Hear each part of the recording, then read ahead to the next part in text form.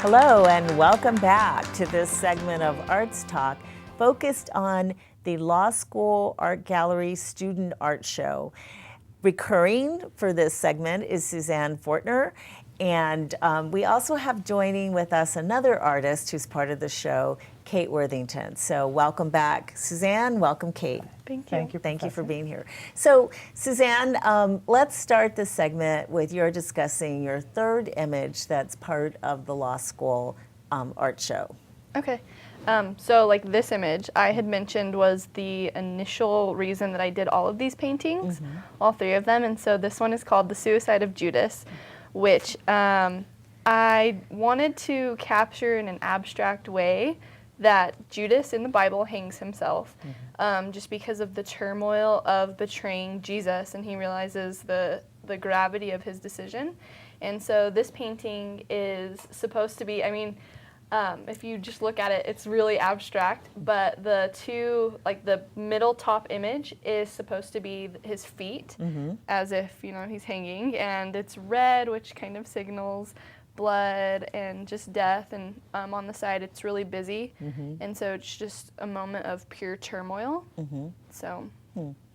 Now, as an artist, how do you respond when people would look at this image and not necessarily see what you just described? They might look at this and see, oh, what amazing colors, I want this because what a great colorist the artist is, but not see the turmoil that you're trying to describe. So does that affect you to know that people might not see in it what you intended? I think that's kind of the neat thing about art is that a lot of different people are going to see it differently. And sometimes you can have a painting in your house and then you look at the history of it and you're shocked at what it means. And I know that's happened to me. And I think to some extent sometimes it's difficult, especially because I'll usually bring art to either my friends or family first to show them what they think. And my parents never see what I see in my art. So I just am used to that at this point, and so I like that. Oh, you like it? Yeah, I like that they can find something different. Great. Okay, and Kate has a fabulous artistic background, and you're also going to be in the art show, but why don't you start out by telling the audience about your background, and including the fact that you ran an art gallery? I had a small gallery in Austin, Texas, that was not just fine art, but also artisan goods, and which included a lot of jewelry and really beautiful pieces, and gave it up to come to law school. But I enjoyed the process very much and think that art is incredibly important to have in a setting and to live with, to look at, to ask us to constantly question the world around us, and also to soothe us. But it's incredibly important, and I do have a lot of art, and we've had a lot of fun creating pieces, particularly for law school. Okay, great. Now you're part of a collective, right? Yes. And you have a partner who helped you create the images that are going to be in the exhibition. So can you tell us about this collaborative process and how you came to be part of a collective? So my partner in this particular venture is Darren McDougall, who's terribly sorry he couldn't be here today.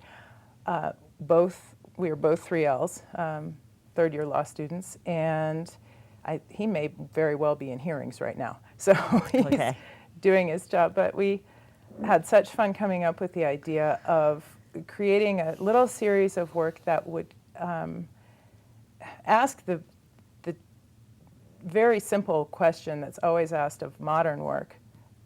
What is art? Is this really art? Is what I'm looking at actually a piece of art?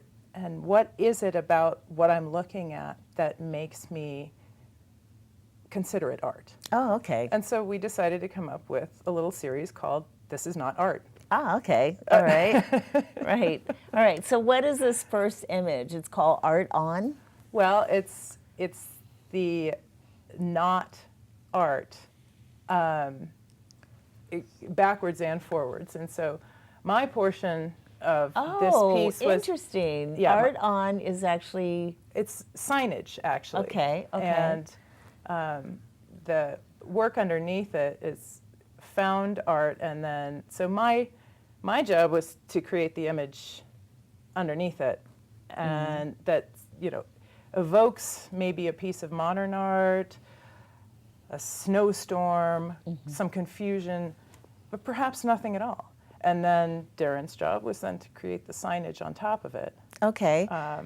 And what He would to just rattle can in whatever way he felt the work needed. This is not art. and what medium did you work in? Here is found canvas, acrylic, plaster, chalk-based wall paint, and rattle can stencil. So it's just spray paint. Really? Yeah, the type that you would actually use in graffiti. So. Wow. And you found the canvas? Yeah, Where did you find it on the at? side of the road. So many wonderful things are found. You know when people put things out? Right. We decided to use entirely found material. Oh, wow. So you just drove around Albuquerque looking for... Yeah, I found that canvas about 4 blocks down the street, and it also then begs the question of intellectual property. How much do you need to cover up something that exists on a canvas if you haven't created the canvas yourself, right?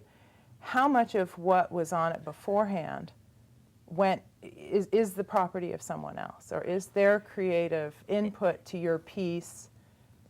So using entirely found objects also does beg that question as well. Yes, but fortunately the Supreme Court has said that this is an example of transformative art. It is. So so long as you transform the image in a way that adds something of you as a person, then it's considered your work. So good job to clean up the environment. You saved this canvas from going into a landfill. Well, I suppose so. We really had a lot of fun creating the pieces that we did. Okay, let's look at another one. Very similar story. You found the canvas. And then, again, my job was to change and cover the image under the whiteout enough that it was not only unrecognizable, but perhaps would evoke some sort of reaction. And then Darren's was to label it. So you are a painter, but also a photographer, right? Because in the first exhibition, didn't you put in work that was photography? Photography, yeah, and photography is mainly what I do. I would consider myself more of an arranger, one who arranges things than an artist. If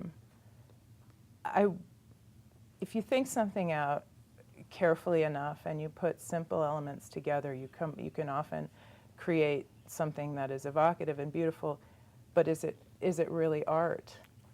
So again. Yeah, I wrote a whole book, the first chapter of which is what is art, and that's a question that courts have struggled with. And ultimately, is an art in the eye of the beholder? I agree. The artist thinks it's art. People who see the image view it as art. People who purchase the image view it as art. Yeah, okay. All right, let's see if there are questions from the audience to either Suzanne or Kate about their work, starting with Matthew. Hi. So this is a hypothetical, and as He's been law in students, law school too long. we deal with hypotheticals all the time. So this is to you both. Suppose you are into your law career, and you happen to be asked to be commissioned to paint a large project, mural, or do some sort of large art project, but you have to put your law career on hold. What do you do and why? Whoa. You take it. Okay. Well, I actually don't want to practice law. I came to law school because I'm interested in the entertainment industry. And so it's a really vicious world out there, especially as an artist. I want to be able to protect myself. So that's an easy question for me, is I would definitely put my law career on hold, and because art is my #1 passion. So, Wow. yeah. Okay. Kate, you've got to answer this. And my answer is depends. Oh my God. She's been in law school even longer. How long would I have to give up law practice for, and where would I be, and what would I be creating? Yeah, I got the mural part, but flesh out your hypo. Okay. More facts, more facts. Maybe, how about that? Okay. Great. Okay. All right. Other questions? Okay. Robert has a question. This is for Suzanne. Your technique when you paint, when you're dealing with a canvas, do you do any preliminary work in charcoal, or do you work directly with the paint on the canvas and work from there? Tell me about your technique. Yeah. Okay, so usually I will just start with the paint and just go instantly to the canvas, because it's often that I have an idea and I'm just really anxious to paint it, so I have to start. But sometimes if it's really complicated, then I'll get a pencil and draw it out, or kind of like I had talked to you about how you thought about putting charcoal on before. So I will sometimes use different kinds of textures just to prepare it and make the paint not look, because sometimes if you paint, you won't get the color that you want. And so sometimes I'll put water on it first. I've never tried charcoal, so I might use your idea, but it depends also. But usually I'll start with the paint. Okay. Other questions? Eric? My question is for both of you. Have either of you experienced negative criticism for any type of work you've done, and how do you overcome that and continue moving forward, or does that matter to you at all? Oh, that's a great question. Yeah, how do you deal with negative feedback, a negative reaction to your work, and still continue to produce? Well, you were talking about the photographs that I submitted the first year. I was standing looking at them on the wall, and a fellow student walked by and he looked at them and he went, "This is awful. This isn't even talent. Why is this on the wall?" Oh yeah. He didn't realize they were mine. Oh my goodness! Right. So I stood there and I said, well, what makes you say that? Explain this to me. And so he went on to point out that he thought the workmanship was shoddy. The board that the photographs were printed on was substandard, and that the construction wasn't right, and that somehow it should have had more pure artistic input rather than just putting a photograph on a board. It was just not quite evocative enough for him. And I said, okay, well, thanks. You do know they're mine. And what was his reaction? I haven't let him forget. He said, well, backpedal. Right. I didn't mean quite, Right. just in general. Oh, that's It's a fine funny. attempt for a Okay. student. So we've got to wrap up. So Suzanne, can you quickly answer that question? Yeah, so at least for this, I really liked my paintings, and I decided that I didn't care if anyone liked them. And I really liked how they looked on my wall, so if I didn't get accepted, I was actually I had something to look forward to, is that I would keep my art. But as long as I make something that I'm really proud of, I don't care what other people think. Okay. So. Boy, that's a great way to end. Thank you both for sharing your artwork, your creative process, your reaction to negative criticism. You're both wonderful. So thank you so much for being on this segment of Arts Talk. And thank you, the audience, for joining us for this segment of Arts Talk with Suzanne Fortner and Kate Worthington.